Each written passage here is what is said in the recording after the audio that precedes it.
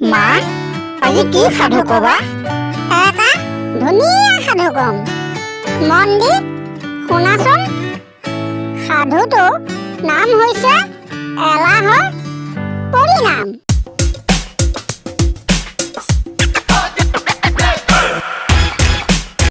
এঘৰ মানুহৰ ভঁৰাল ঘৰত উপবৰ্ণ, কৰ্ণধেনু আৰু পাশ্যবৰ্ণ নামৰ তিনিটা নিগনি আছিল। ভঁৰালৰ ধান মাহবোৰ খাই সিহঁত তাত বৰ সুখেৰে কটাইছিল।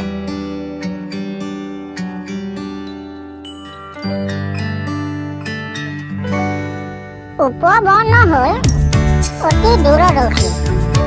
সি সাৱধানে চলা ফুৰা কৰে। কৰ্ণধেনু আকৌ বুদ্ধিয়ক। বুদ্ধি বলতে সি বহুতো বিপদৰ পৰা হাত সাৰিছে। আনহাতে পাশ্যবৰ্ণ হ'ল এলেহুৱা আৰু ধোঁদৰ পচলা। তাৰ উপস্থিত বুদ্ধিও কম আৰু কোনো কথা আগতীয়াকৈ চিন্তা কৰা শক্তিও নাই। মুঠতে সকলোতে তাৰ এলাহ। এদিন গৃহস্থই মেকুৰী পোৱালি এটা পুহিবলৈ আনিলে।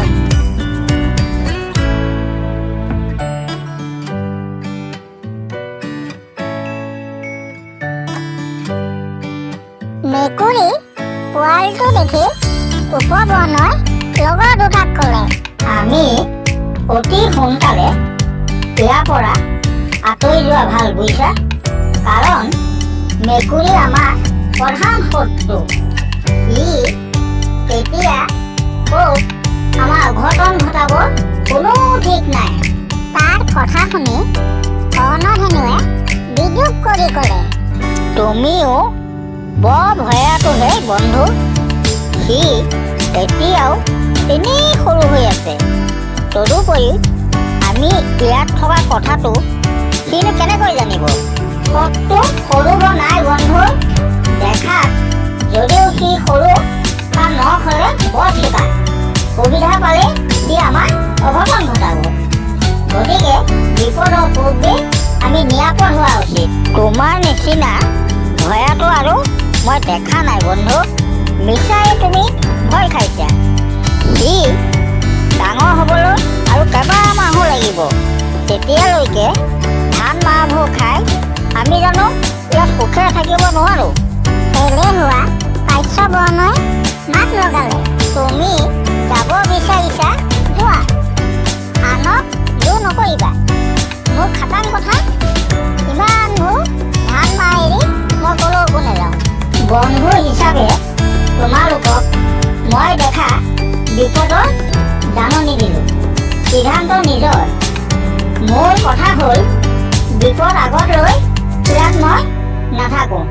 এতিয়াই ইয়াৰ পৰা যাম। সেই বুলি উপবৰ্ণই ভঁৰাল ঘৰটো এৰি অন্য ঠাইলৈ গুচি গ'ল। কৰ্ণধেনু আৰু পাশ্যবৰ্ণ তাতেই থাকিল।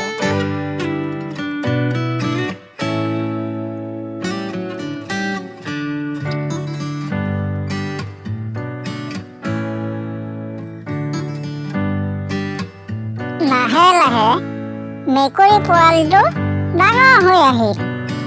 সি ইফালে সিফালে চিকাৰ বিচাৰি ঘূৰি ফুৰিল।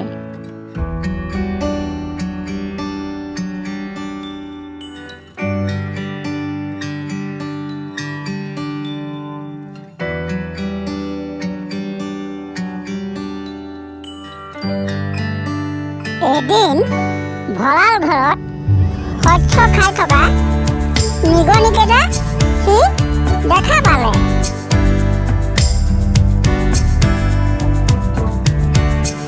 মেকুৰীক দেখি বুদ্ধিয়ক কৰ্ণধেনুৱে গাঁতলৈ মাৰিলে ভিয়াই লয়। মেকুৰীয়েও তাক পাছ ল'লে।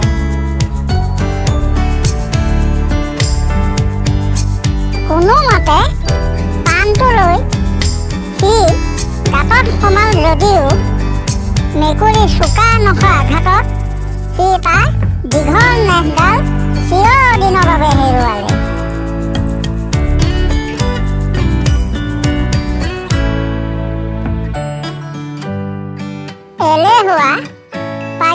ধৰণে মেকুৰী অহা টলকিবই নোৱাৰিলে। কহনৰ ধনেও ধৰিব নোৱাৰি মেকুৰী কাষবোৰত জঁপিয়াই পৰিল আৰু তাক থেকেচি মাৰি পেলালে। গাঁতত সোমাই কৰ্ণধেনুৱে হেৰুৱা নেজডালৰ যন্ত্ৰণাত উচুপি উঠিল।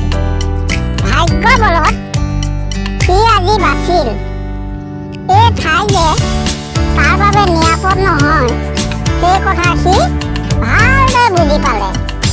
সোনকালে ইয়াৰ পৰা নাটৰিলে তাৰ দশা যে পাৰ্শ্ববৰ্ণৰ দৰে হ'ব সেইটো খাটাং। তাকে ভাবি মেকুৰী আঁতৰি যোৱালৈ অপেক্ষা কৰি ভয়ে ভয়ে সি গাঁতত সোমাই থাকিল।